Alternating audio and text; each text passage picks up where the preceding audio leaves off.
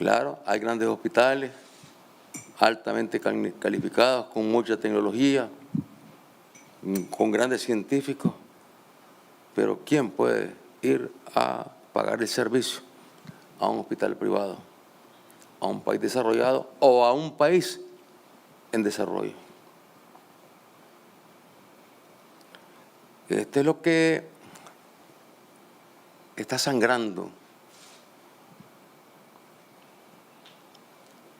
O sea, el mundo ha quedado descarnado con esta pandemia. En plenas guerras mundiales, en la Primera Guerra Mundial, en la Segunda Guerra Mundial, ahí las epidemias y las pandemias, y en medio de las epidemias y las pandemias, no había alto el fuego. Seguían matándose, haciéndose la guerra. En el momento en que fue decretada la pandemia, la pandemia fue decretada el 11 de marzo. Fíjense bien, desde el 11 de marzo hasta hoy, 15 de abril, en Nicaragua tenemos reportado 1.237 personas fallecidas. De todas ellas, una por el coronavirus.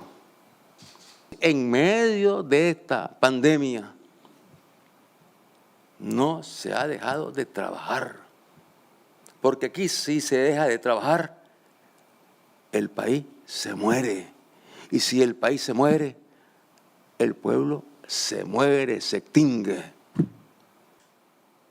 Y bueno, aquí lo importante es que se ha seguido trabajando y guardando las normas de manera muy consciente y muy disciplinada en nuestro pueblo, guardando las normas que va dictando el sistema de salud.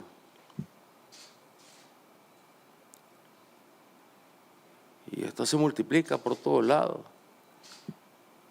Y se multiplica no solamente transmitiendo las normas por los medios de comunicación, sino que llegando a visitar casa por casa para explicarle, entregarle el folleto y explicarle a la familia cómo protegerse de esta pandemia.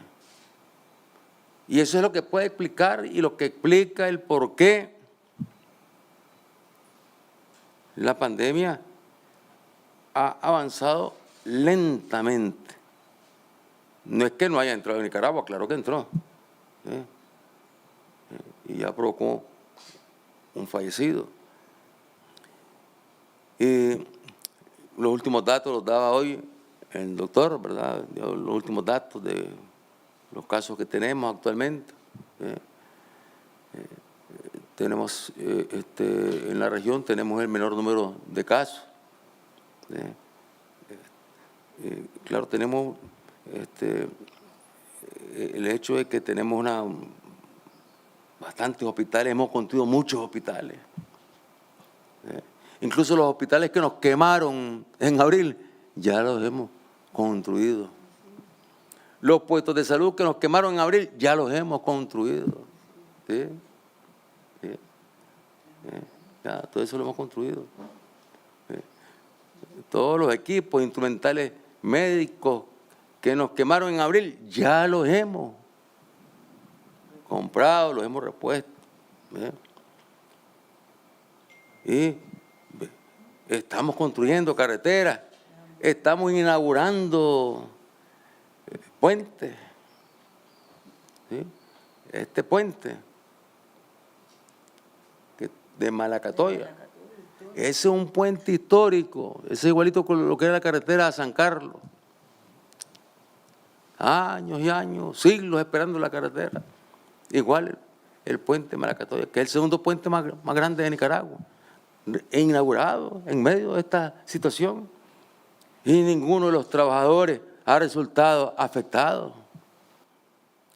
El mundo demanda de una refundación ética, moral, y eso pasa porque los recursos se coloquen donde deben colocarse para salvar vidas y darle seguridad a las familias y darle verdadero amor cristiano a la humanidad.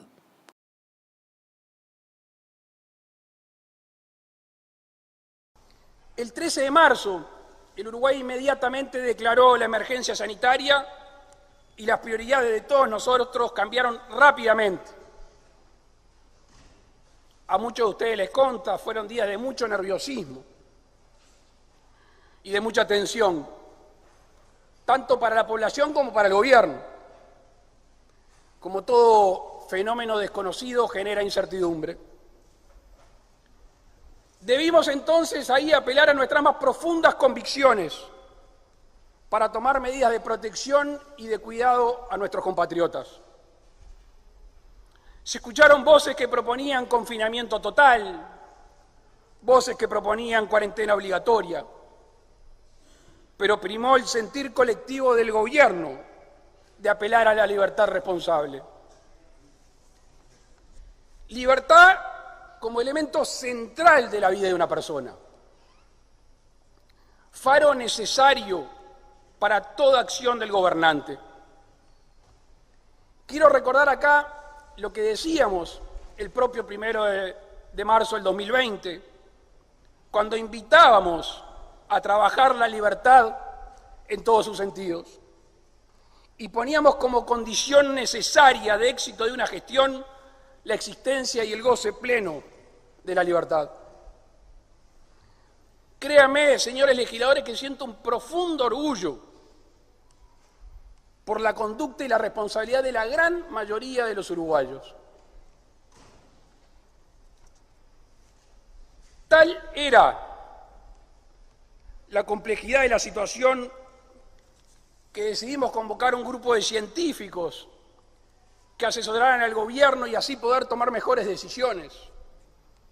Creo que somos todos contestes que el Uruguay todo le debe un profundo agradecimiento al grupo de asesor científico honorario. Que hemos tomado una decisión en el Gobierno Nacional, que es dictar un decreto de necesidad y urgencia.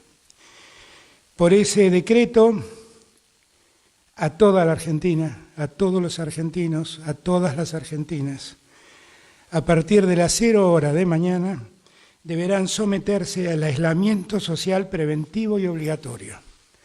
Esto quiere decir que a partir de ese momento nadie puede moverse de su residencia. Todos tienen que quedarse en sus casas.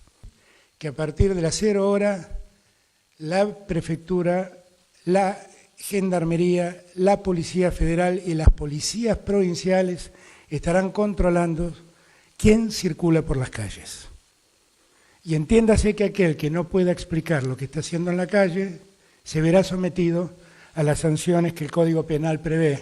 Una de las cosas que te das cuenta que no puede funcionar es el control del Estado sobre las personas, porque vos lo querés controlar y ¿qué pasa? La gente hace cualquier cosa. Se te desborda.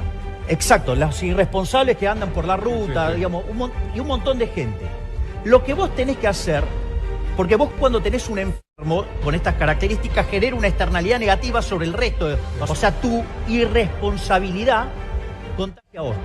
Entonces lo que vos tenés que hacer es alinear los incentivos y ahí sí actuó bien el gobierno, por ejemplo, en el día de ayer fue brillante lo que hizo. ¿Vieron el caso del italiano? Sí. Bueno, ese caso es brillante, eso es lo que debería hacer el gobierno. Mostrarle que aquellos irresponsables que enferman al resto o ponen en riesgo al resto, que les va a caer con toda la fuerza del Código Penal. ¿Por qué? Porque entonces el tipo, ahora cuando esté infectado y tenga problemas o venga de una zona de riesgo y debería estar haciendo cuarentena y no lo hace, le va a caer el Código Penal encima con toda la fuerza.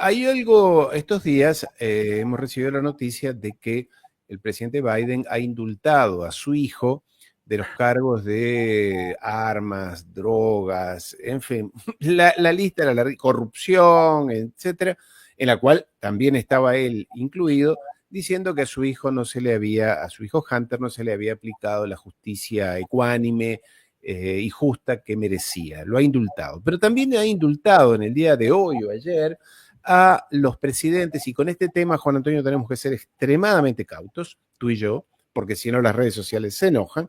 Ha indultado legalmente a las empresas, 2 empresas farmacéuticas que tuvieron que ver con aquello que se produjo, aquella situación muy grave que atacó al mundo hace 2 o 3 años.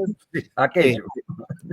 Claro, esas 2 empresas que fabricaron aquello que la gente se ponía acá y que aparentemente dio lugar a una situación muy controversial en el mundo. Bueno, el presidente ha indultado a esas 2 empresas, en realidad les ha dado inmunidad legal hasta el 2029, es decir, le dejó el problema a Trump, por así decirlo. Porque claro, esas empresas están siendo acosadas en los países del norte, en Alemania, en Suecia, en Sudáfrica, en Australia, en todas partes, están siendo acosadas de haber manipulado información y de haber fabricado un producto que al ponérselo acá generaba malestar. Son 2 grandes multinacionales en la cual la familia Rothschild, entre otros, tiene intereses. Sí, y mucho ¿Cómo más. ves esto de los indultos? A ver, yo creo que hay 2 cosas. Biden no ha indultado a su hijo, se ha indultado a sí mismo. Ah, Claro, es decir, indultando a su hijo evita el proceso judicial que lleva hacia él.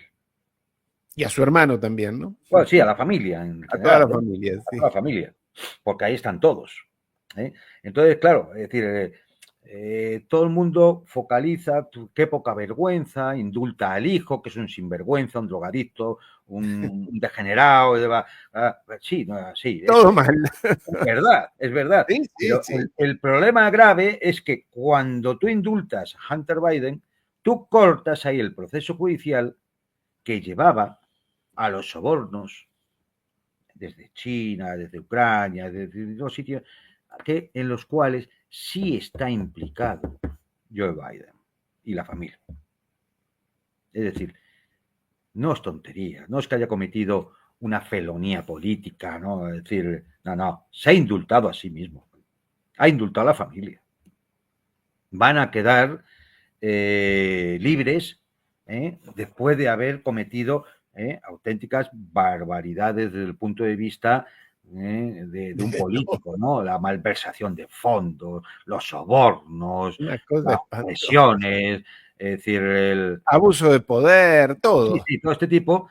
Pero claro, aquí todo el mundo se fija en que lo que se ha perdonado son las veleidades degeneradas de un tipo impresentable como es el hijo.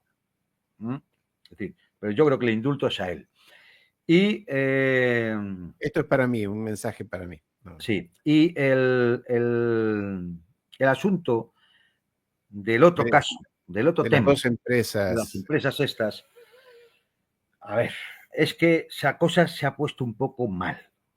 Se ha Ajá. puesto un poco mal, no solamente por los procesos que está habiendo en algunos países europeos, donde ya hay algunas sentencias judiciales contra esas empresas, sino que además esto va mucho más allá. Es decir, va mucho más allá. Porque hay un informe de 900 páginas de la Cámara, de una subcomisión de investigación de la Cámara de Representantes sobre el origen del bicho, las medidas contra el bicho, las vacunas contra el bicho y todos los que intervinieron ahí. Claro, ese informe que está ya en la mesa de Robert Kennedy, por ejemplo, ese informe que está en muchos bufetes de abogados ya para iniciar procesos judiciales, incluso de algunos estados, Sí, o sea, sí. no del bufete de abogados privados, sino incluso de algunos estados, para iniciar procesos judiciales contra todos los que tuvieron que ver en cómo se tapó el origen, cómo se decidieron cosas que se decidieron y cómo se le dio pábulo a unas empresas para que repartieran una pócima que se había de inyectar la gente. Y eso va a traer tela. Entonces, para evitarlo, a los amigos hay que indultarles. Inmunidad judicial es eso. Inmunidad judicial hasta el 2029, que justamente es el año donde ya no estará como presidente el que va a tomar posesión el día 20 de enero, Trump.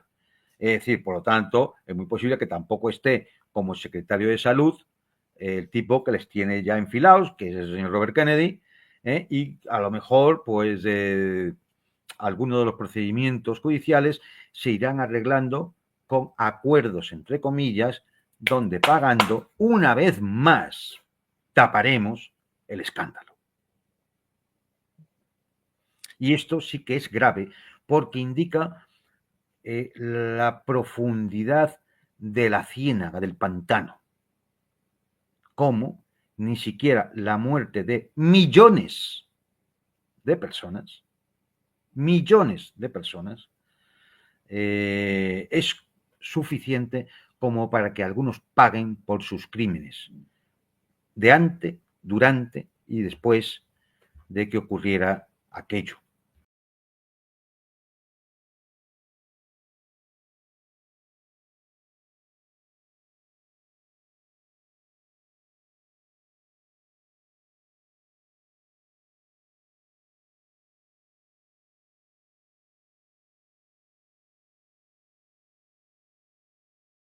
Es que si de haber seguido el ejemplo de Suecia, nosotros hoy tendríamos 13.900 muertos. 13.900 muertos. Digo todas estas cosas para los que son atrapados por la ansiedad de abrir la economía sin medir las consecuencias en la salud y en la vida de la gente. 13.900 muertos.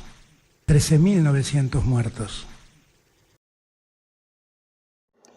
Sí, seguir el ejemplo de Suecia, esto es, no confinar a la población, significaba la hecatombe, aumentar casi 18 veces la mortalidad por la peste.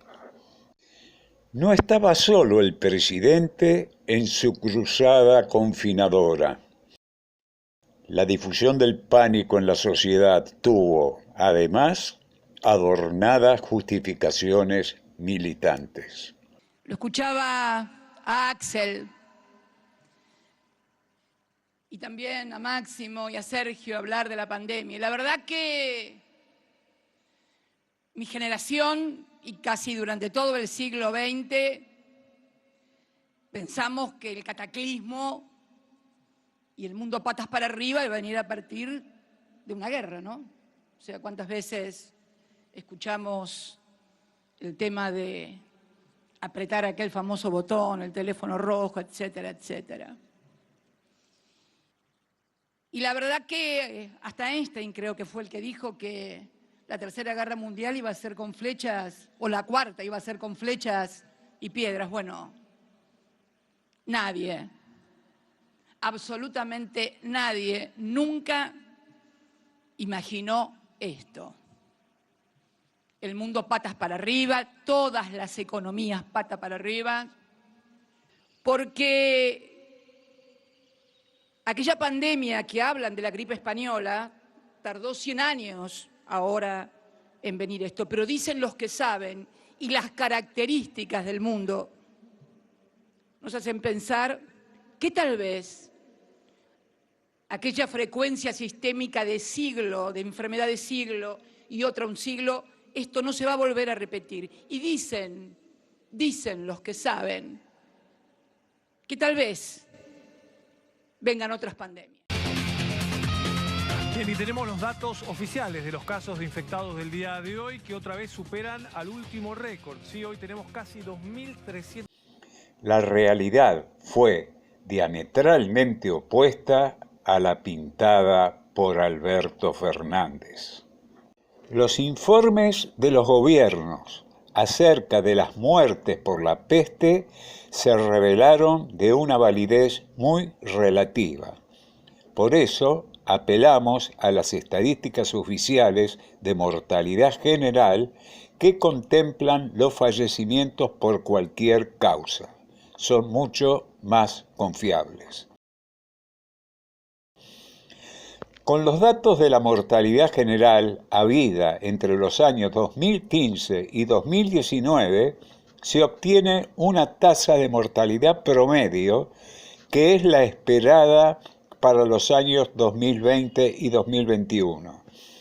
Cotejando la tasa de mortalidad de esos 2 años de la peste con la tasa de mortalidad esperada para años normales, se obtiene el exceso de muertes.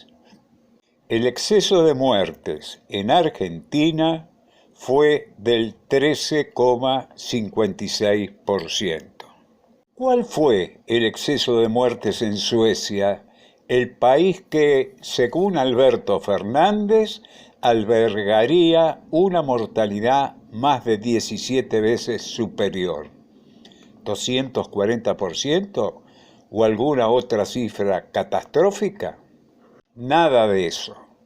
Exactamente al revés de lo pronosticado por Alberto Fernández, el exceso de muertes en Suecia fue menor al 1%.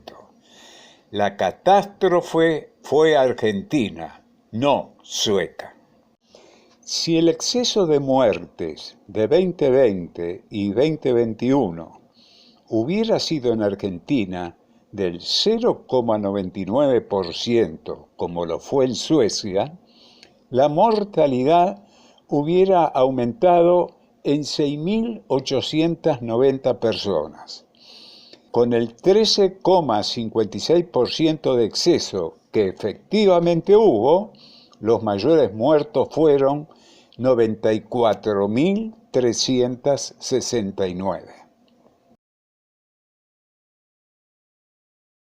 On this vote, the yeas are 52, the nays are 48. The confirmation is confirmed.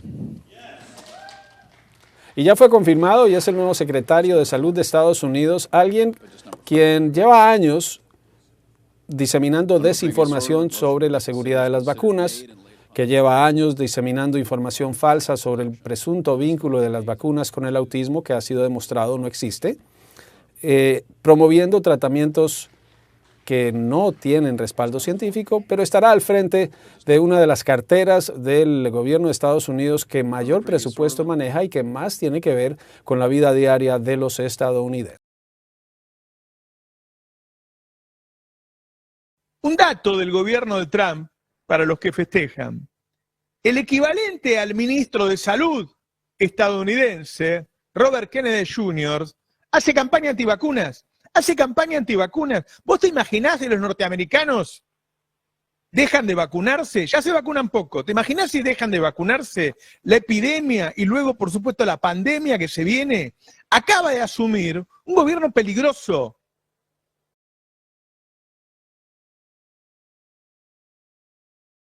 La nuestra siempre ha sido una familia que ha estado involucrada en el servicio público y estoy ansioso por continuar con esa tradición. Yo entré a este tema como parte de mi carrera como abogado ambiental, trabajando con cazadores, pescadores y madres en pequeñas comunidades del Valle del Hudson. Muy pronto aprendí que las condiciones ambientales y la salud de las personas están entrelazadas.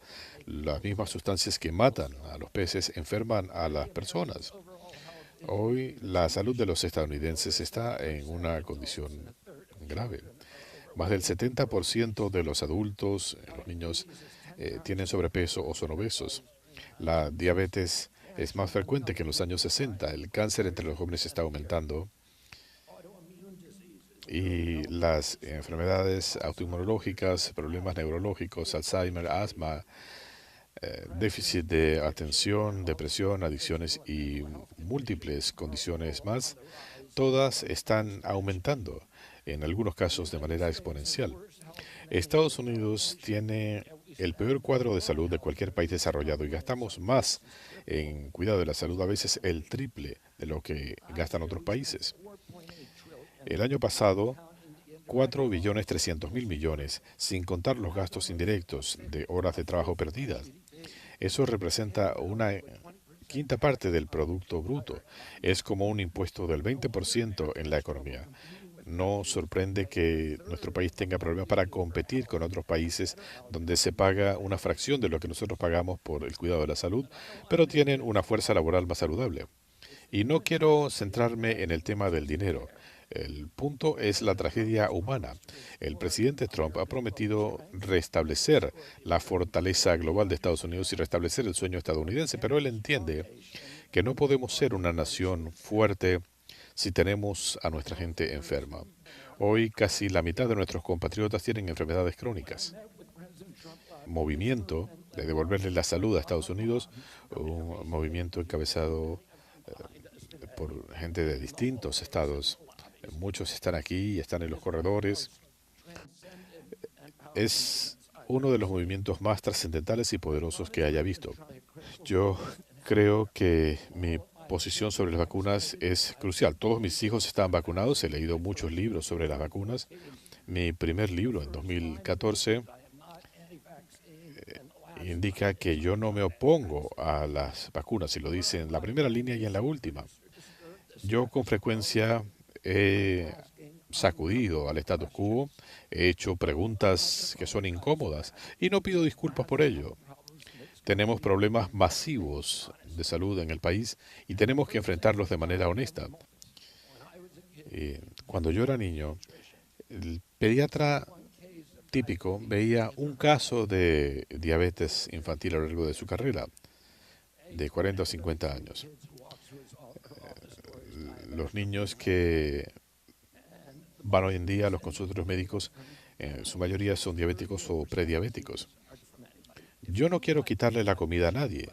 Si a usted le gusta comerse una hamburguesa de McDonald's, como le gustan a mi jefe, puede hacerlo. Si usted quiere comer cualquier otra cosa, puede hacerlo. Pero tiene que saber el impacto en su familia y en su salud. En cuanto a las vacunas seguras y efectivas, yo lo que dije es que no hay vacunas seguras y efectivas para todas las personas. Incluso la gente que lo hizo entonces coinciden en que estas vacunas son inapropiadas para niños de 6 años o menos que tienen prácticamente cero riesgo de COVID. Ese es el punto. Dijo usted que el COVID-19 era una arma biológica dirigida contra la gente blanca, obviando a los judíos askenazi. Yo estaba citando a un estudio publicado por los Institutos Nacionales de Salud. Usted dijo que esto iba contra la gente blanca y negra. Estaba citando a este estudio. Debo continuar, señor Kennedy. Dijo usted que la enfermedad de Lyme muy probablemente era una arma biológica artificial. ¿Dijo usted eso? ¿Que esta era muy probablemente un arma biológica? Probablemente lo dije. Me refiero a recibir fondos por demandar a las farmacéuticas. ¿Usted me está pidiendo que no demande a las farmacéuticas? No me puedo comprometer a eso, senadora. ¿Es usted un promotor de teorías de conspiración? Eso es algo peyorativo, senador. Me lo han endilgado muchas veces, mayormente para que no haga preguntas difíciles a intereses poderosos.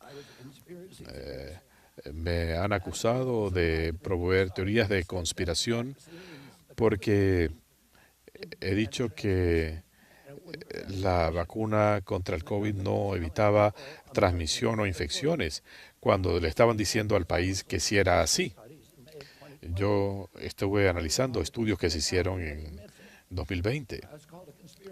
Me han acusado de promover teorías conspirativas porque dije que el colorante rojo es carcinógeno. Y desde entonces lo prohibieron. Me han tildado de promover teorías de conspiración por decir que hay sustancias que afectan el cociente intelectual.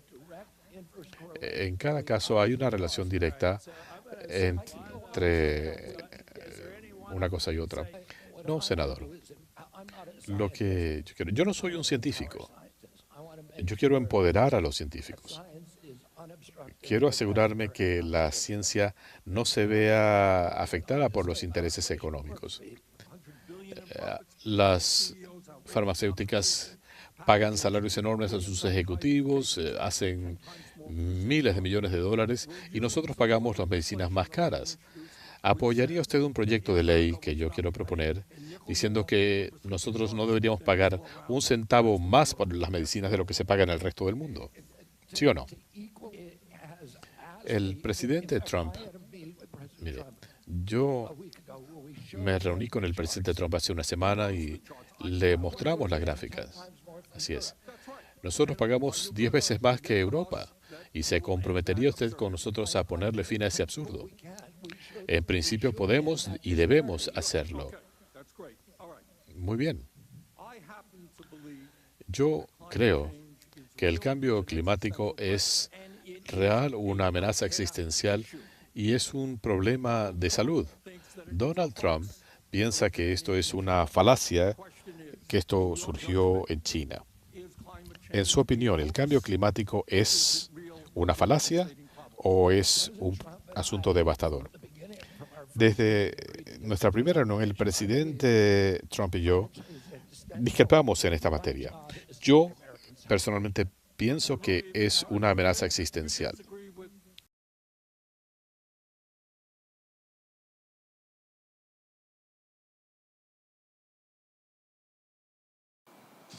En medio de esta pandemia no se ha dejado de trabajar, porque aquí si se deja de trabajar, el país se muere. Y si el país se muere, el pueblo se muere, se extingue.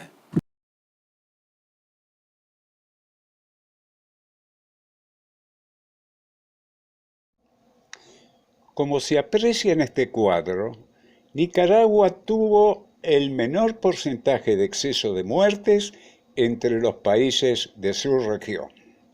Pertenecen todos, salvo Venezuela, al llamado Grupo de Lima. El Grupo de Lima realizó la misma política que la Argentina: confinamiento forzado de la población, con los cuerpos armados estatales custodiando en las calles la obediencia de los confinados. La cercanía de Alberto Fernández con el Grupo de Lima se manifestó también en la firma de una declaración acusando al gobierno de Venezuela de violar los derechos humanos. Alberto Fernández suscribió esto junto a presidentes de la calidad democrática de un Sebastián Piñera o un Álvaro Uribe.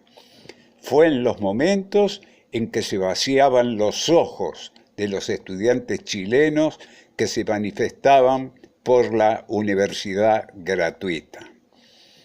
Registró Nicaragua frente a estos países la menor caída de su PBI, 1,8% en 2020, en fuerte contraste con el resto, excepto Guatemala. La población anciana nicaragüense es de las menores de ese grupo de países, y por ese lado, la tarea de proteger a la población frente a la peste se facilitó. Pero las circunstancias en que debió enfrentar la pandemia fueron dramáticas. El presidente estadounidense Donald Trump firmó el jueves una ley conocida como NICA Act, que limita el acceso de Nicaragua a préstamos internacionales y aumenta las presiones sobre el gobierno de Daniel Ortega, acusado de reprimir a la oposición, que lo culpa de instaurar una dictadura junto a su esposa, la vicepresidenta Rosario Murillo. Trump indicó en un comunicado que busca condicionar a la aprobación de Estados Unidos todos los préstamos que Managua gestiona ante instituciones financieras internacionales. Además, establece sanciones a personas vinculadas directamente con el gobierno. Presionado por las demandas de la comunidad internacional, Ortega endureció su posición esta semana, expulsando a 2 misiones de la Comisión Interamericana de Derechos Humanos. Además, la policía allanó y ocupó las oficinas del periodista opositor Carlos Fernando Chamorro. Desde noviembre, Estados Unidos aumentó su presión contra el gobierno de Ortega, con sanciones económicas contra 2 altos funcionarios. El gobierno estadounidense afirmó que las normas están orientadas a responsabilizar al régimen de Ortega por las protestas violentas y la corrupción generalizada que han llevado a la muerte de cientos de nicaragüenses.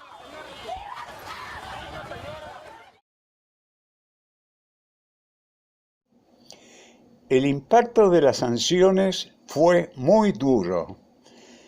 La economía nicaragüense estaba en expansión, con muchos años de altas tasas de crecimiento. Pero las medidas dictadas por Trump pusieron al país en crisis y el crecimiento se transformó en un profundo retroceso. Naturalmente, la agresión desde fuera se combinó con el sabotaje desde dentro, lo que afectó al propio sistema de salud. Incluso los hospitales que nos quemaron en abril, ya los hemos construido. Los puestos de salud que nos quemaron en abril, ya los hemos construido. Mientras Alberto Fernández prolongaba el confinamiento, enarbolando sus 787 fallecidos por la peste, en el Uruguay, sin confinamiento, solo se contabilizaban 18 decesos. Pero esto era cuidadosamente ocultado al pueblo argentino por el aparato mediático.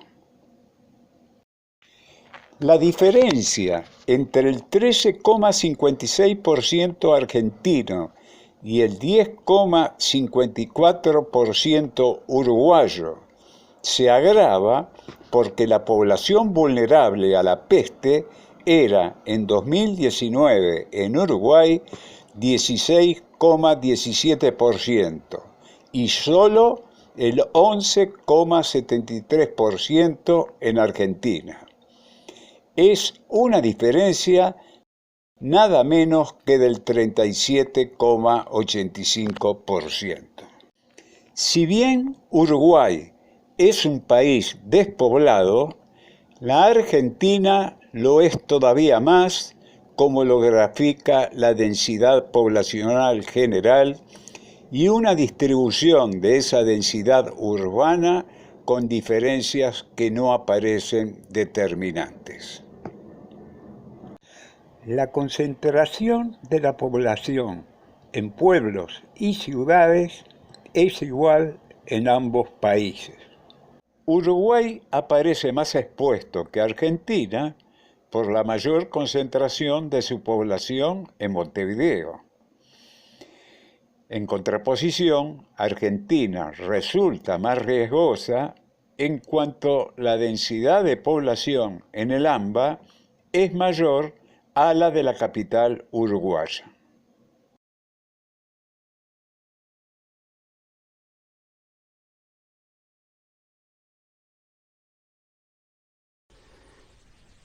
Noruega hizo una cuarentena estricta, Suecia no. Suecia tiene 14 veces más muertos que Noruega. Suecia tiene 3.175 muertos por COVID y Noruega 218. Alberto Fernández tergiversa de nuevo la realidad. Noruega nunca impuso obligatoriamente el confinamiento. El gobierno sí procedió al cierre de los establecimientos educativos y suspendió toda actividad no esencial del Estado y recomendó, al principio con énfasis, el quedarse en casa, cosa que el consenso social convalidó. Pero lo más grave es que Alberto Fernández no podía ignorar que un mes antes de ese 9 de mayo en que invocó a Noruega como modelo de confinamiento estricto, las autoridades de ese país ya habían anunciado el relajamiento del cierre de la actividad. No podía desconocer Alberto Fernández que en Noruega los jardines de infancia habían reabierto el 20 de abril, las escuelas primarias de primero o cuarto grado el 27 de abril y todas las escuelas reabrirían el 11 de mayo. El 7 de mayo, 2 días antes que hablara Alberto Fernández, el gobierno noruego había autorizado las reuniones particulares de hasta 20 personas y reuniones públicas de 50. Ese mismo día había anunciado la reapertura de la mayoría de las actividades para antes del 15 de junio. Era un hecho que apenas 27 días después de ese 12 de marzo en que Noruega había establecido sus mayores restricciones, la reapertura había comenzado. ¿Tampoco evaluaba eso Alberto Fernández? En este cuadro quedan comparados Suecia, sin confinamiento, Noruega, con confinamiento breve, y los países del G7 europeo y España, que aplicaron largos confinamientos estrictos y que, como economías desarrolladas, disponían de sistemas médicos de parecida calidad. Con esta estadística quedan demostradas 2 cosas. Primero, los resultados son exactamente los contrarios a los vaticinados por Alberto Fernández en cuanto al valor sanitario de los confinamientos. Segundo, presentar a Suecia y Noruega como modelos opuestos, como lo hizo el susodicho presidente, es una rotunda falsificación. La reapertura iniciada el 8 de abril dejó algunas restricciones que se mantuvieron después del 15 de junio. Las reuniones particulares no podían exceder las 20 personas y las reuniones públicas las 200. Se recomendaba, en la medida de lo posible, el trabajo en casa y el no uso del transporte público. Las universidades y colegios mantuvieron la enseñanza a distancia.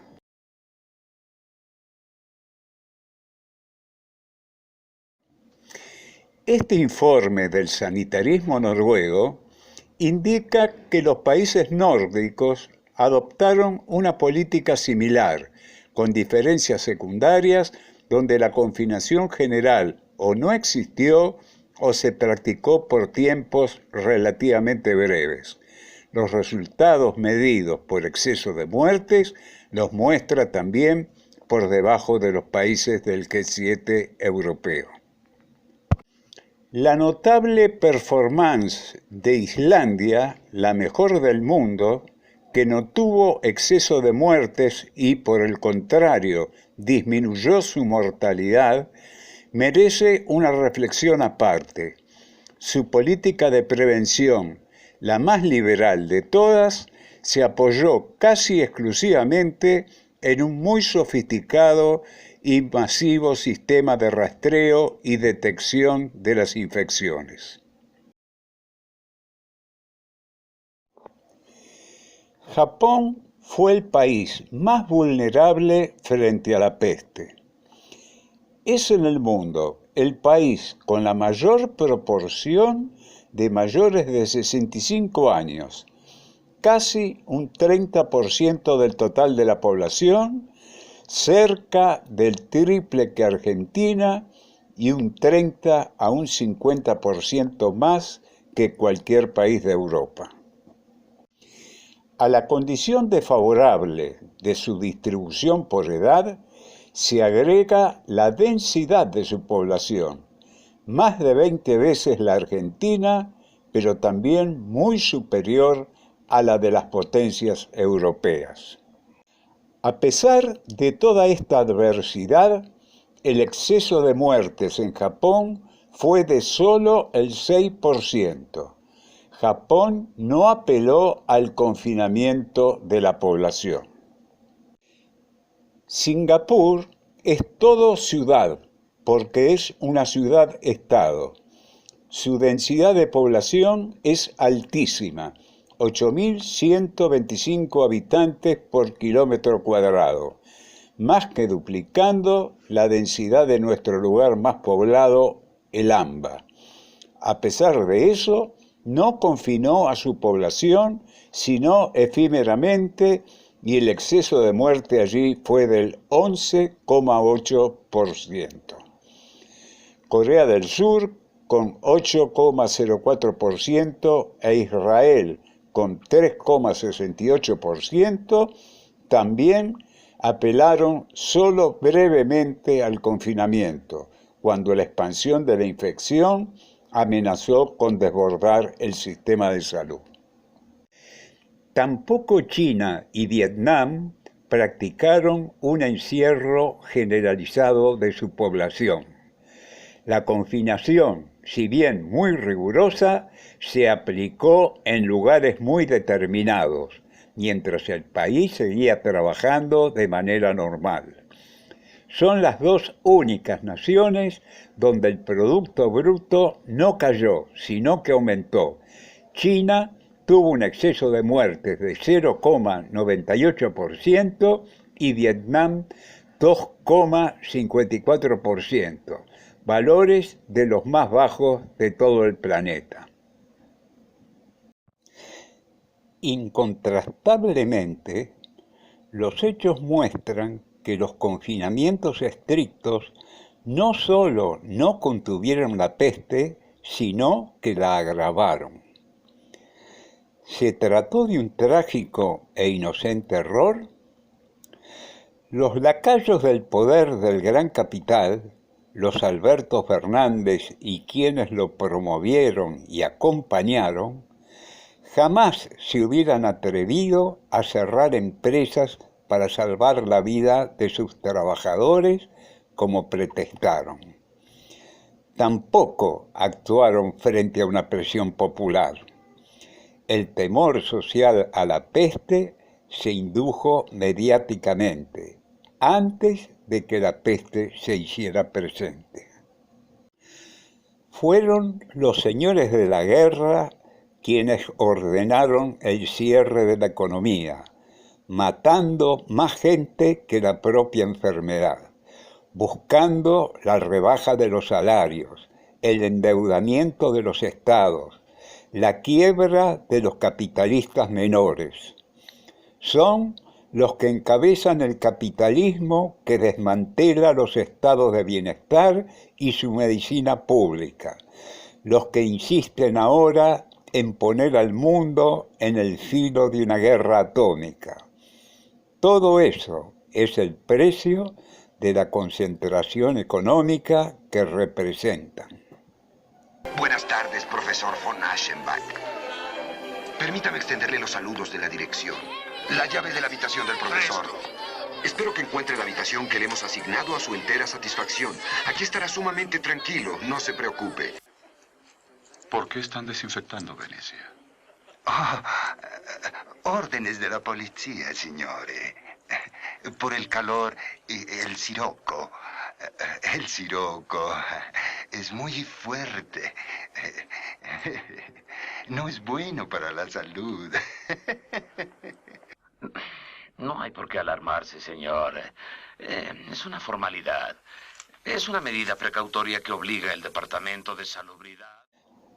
¿Alguna vez la salud general se antepuso a los intereses económicos dominantes?